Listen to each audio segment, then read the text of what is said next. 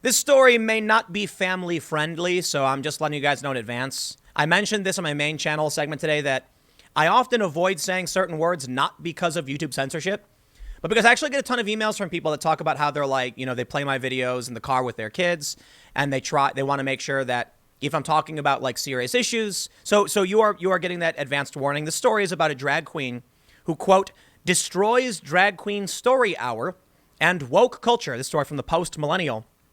Basically, I'm going to give you some backstory real quick. You may be aware, many of you probably are, with this drag queen story hour that apparently started in San Francisco where drag queens go to libraries and read to children. This is also similarly, it's in the periphery of other, stories about child drag queens and TV shows and things like this. And we see a lot of people try and claim that, drag isn't inherently sexual. It is. It literally is. Actually, don't even take my word for it. Let me read you the story so you can see what an actual drag queen has to tell you about their experience and how they perform and what it means. So the Post Millennial reports, drag queen Kitty Demure has taken to Twitter to speak out against the sexualization of children by woke people co-opting drag culture and rebranding it as an educational tool. Quote, I have absolutely no idea why you would want drag queens to influence your child. Would you want a stripper or porn star to influence your child? I'd go ahead and say no. Now, before we get the woke outrage leftists pretending like they care, I'll remind you, there's that one kid. I did a video at this kid and they tried to copyright strike me. The kid's dancing on stage, ripping clothes off while people throw money at the kid. And they say, it's just a costume change. No. Okay? It's simulated stripping. A costume change is not dancing on stage, flirting, collecting money, and then pulling your clothes off. I'll remind you as well. Did you know that there are many strip clubs where women don't get naked?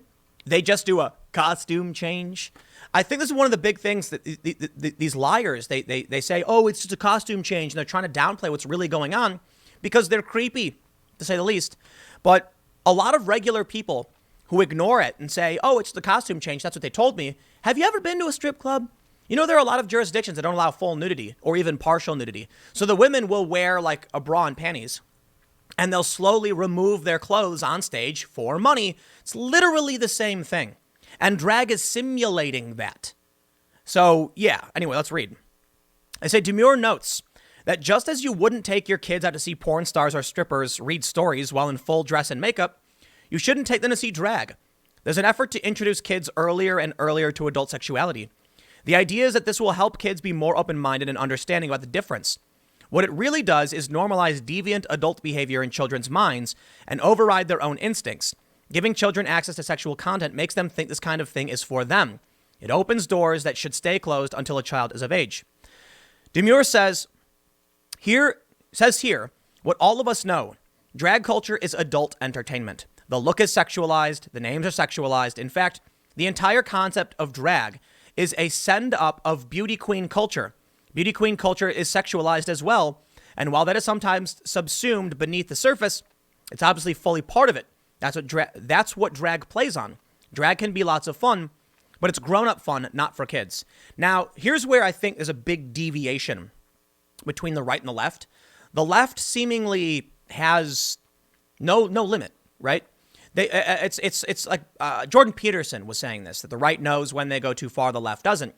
And so what happens is, to a certain point, you're like, yes, kids should understand sexuality and understand, how the world works, the adult words, the birds and the bees. You teach your kids. It's called sex ed.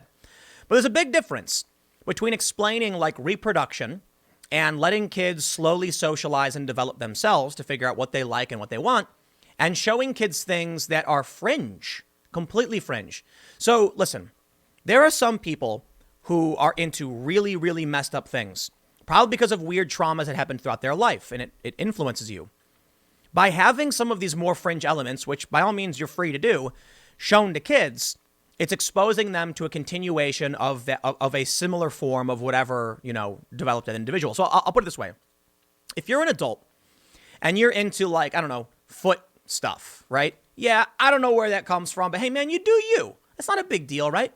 But what if you're into the really dangerous stuff? Like some people actually injuring each other, with blades and stuff, really messed up stuff. Are you going to show kids that? Are you going to show a kid a video where you take like a hot poker and like jab someone in the back? You're going to show a kid BDSM? Like at a certain point, it's recognize some people are into weird things, but if we keep escalating it without ever stopping and saying this goes too far, well, then we're going to kind of just spiral out of control and implode. So I'm probably a bit more progressive than a lot of conservatives on this one. I think, we can teach kids certain things. A lot of people are concerned about like LGBTQ curriculum for kids. I'm not so much. I'm more concerned with how far they take it. I actually think it's really important. If you have young kids and you're teaching them about the bird and the bees, you can explain, homosexual, lesbian, queer, bi relationships. But going in detail, showing toys like they do on YouTube, it's like, you've gone too far. Like, I'll put it this way. There was a YouTube video a while ago where it was like these people showing sex toys to kids and everybody got mad. And I'm like, yes, that's going too far. It's one thing if you want to explain to a kid, hey, like that's a girl and you're a boy, or you're a girl and that's a boy. Then like explain, here's the science of reproduction.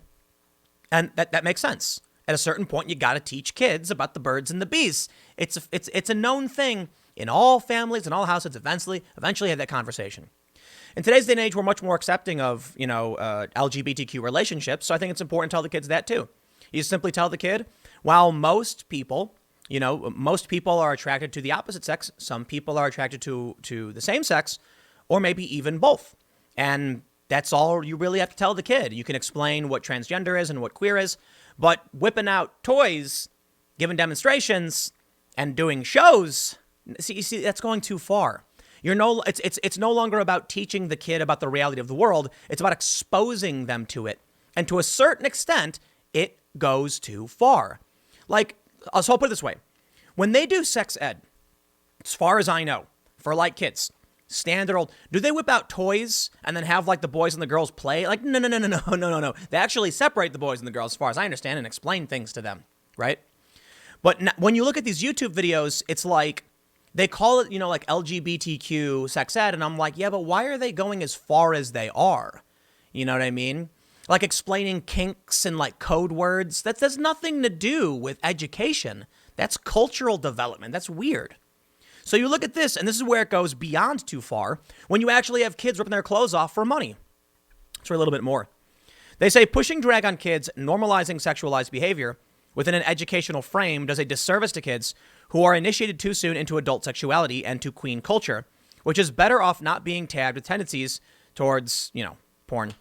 Demure rightly points out that gay culture has spent decades trying to convince the public they are not pedophiles, having grown men in miniskirts and makeup lounging about with kids doesn't do much to dispel this image.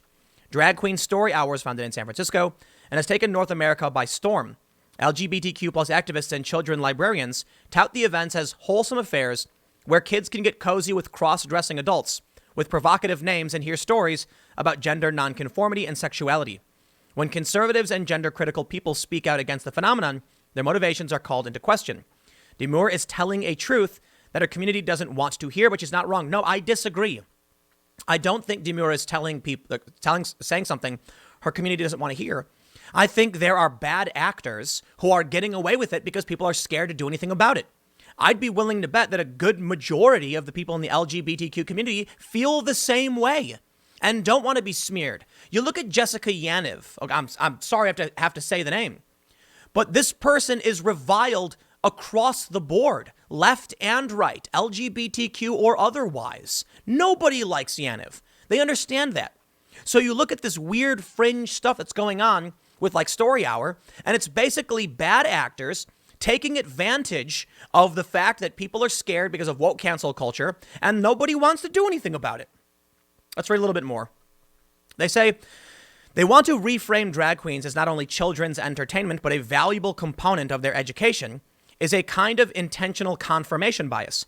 The logic goes that if conservatives don't want to expose children to sexualized education and alternative lifestyle acceptability at young ages, then that must be the thing to do. Children don't know what's okay and what's not until we tell them. They count on the adults in their lives to not put them in harm's way, physically, intellectually, and emotionally. It's odd that the same ethos that holds that children don't have to hug their grandparents would also say that it's okay to plop them into a drag queen's lap for a library story time. Why do children have a right to say no to Granny's embrace, but not too penetration. I don't know what that is.